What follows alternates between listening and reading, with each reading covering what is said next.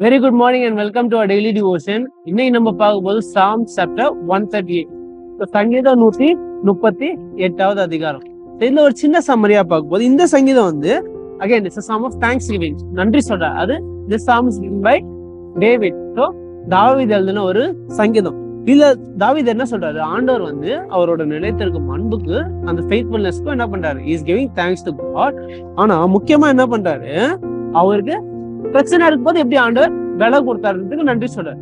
ஆனா தாவீது இதை போக்கஸ் பண்றது என்னன்னா, ஆண்டவர் வந்து எப்படி எவ்வளவு உயர்வான நிலையில இருந்தாலும் தாவீது எவ்வளவு தாழ்ந்த தாவீதுக்கும் என்ன பண்றாரு, ஆண்டவர் ஒரு காது செவி கொடுத்து அவர் வேண்டுதலுக்கு அவர் ஜெபத்துக்கு பதில் கொடுக்கிறாருன்றத பத்தி தாவீது போக்கஸ் பண்ணி என்ன பண்றாரு, ஆண்டவருக்கு நன்றி சொல்றாரு.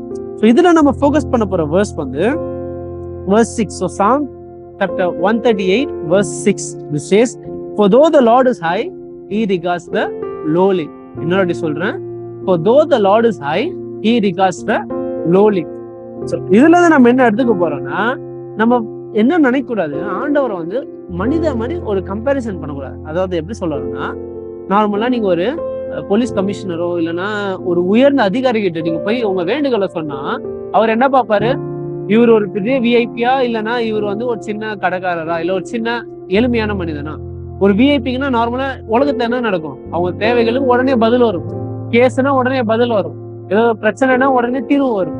ஆனா இதே ஒரு விவசாயியோ இல்ல ஒரு ஏழை மக்கள் போய் கேட்டா பதில் வருமா? எந்த மாதிரி உயர்ந்த அதிகாரியா இருந்தாலும் போலீஸ் கமிஷனர் இருந்தாலும் என்ன பண்ணுவோம், ஓ இது இவ்வளவுதானே, வெயிட் பண்ணப்பா நம்மள என்ன பண்ணுவோம், ஒதுக்கி வச்சிரும். ஆனா இந்த சங்கீதம் அழகா எப்படி பண்ணுது, ஆண்டவர் கம்பேர் பண்ண போது இவங்கள மாதிரி நினைக்க கூடாது. ஆண்டவர் என்ன பண்றாரு, முக்கியமா இந்த எளிமையான மக்கள், இந்த people who are look down upon, இந்த மாதிரி மக்களுக்கு தான் ஆண்டவர் என்ன பண்ணுவாரா, நார்மலா இந்த மாதிரி மக்களா இருக்கிறதுனால ஆண்டவர் ஜெபத்தை ஒதுக்கி வைக்க மாட்டாராம்.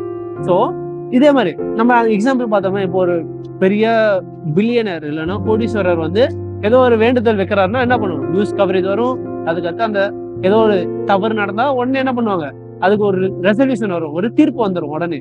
ஆனா இதே ஒரு ஏழைக்காரர் வச்சா வராதுல்ல. ஆனா ஆண்டவர் என்ன, சங்கீதக்காரர் டேவிட் என்ன சொல்றாருன்னா, ஆண்டவர் அந்த மாதிரிலாம் பார்க்க மாட்டாராம்.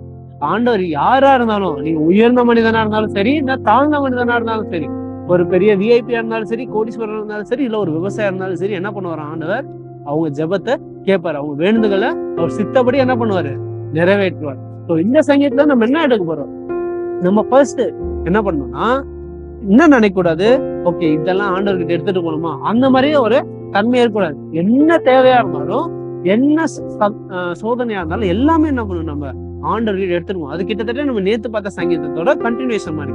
ரெண்டாவது நம்ம என்ன நினைக்க கூடாது, இதெல்லாம் ஆண்டவர் பதில் சொல்லுவாரா, இந்த ஜெபத்துக்கெல்லாம் ஆண்டவர் ஏதோ தீர்ப்பு கொடுப்பாரா, இல்லைன்னா நான் என்ன இவ்வளவு பெரிய நபர் ஜெபம் பண்ணாதான் ஆண்டவர் என் ஜெபத்துக்கு பதில் சொல்லுவாரு, என் ஜெபத்துக்குலாம் ஏன் பதில் சொல்லுவாரு, இல்ல இவ்வளவு பெரிய ஊழியக்காரர் இல்ல இவ்வளவு பெரிய நபர் பண்ணாதான், அந்த மாதிரி நம்ம என்ன பண்ணக்கூடாது, நினைக்கவே கூடாது.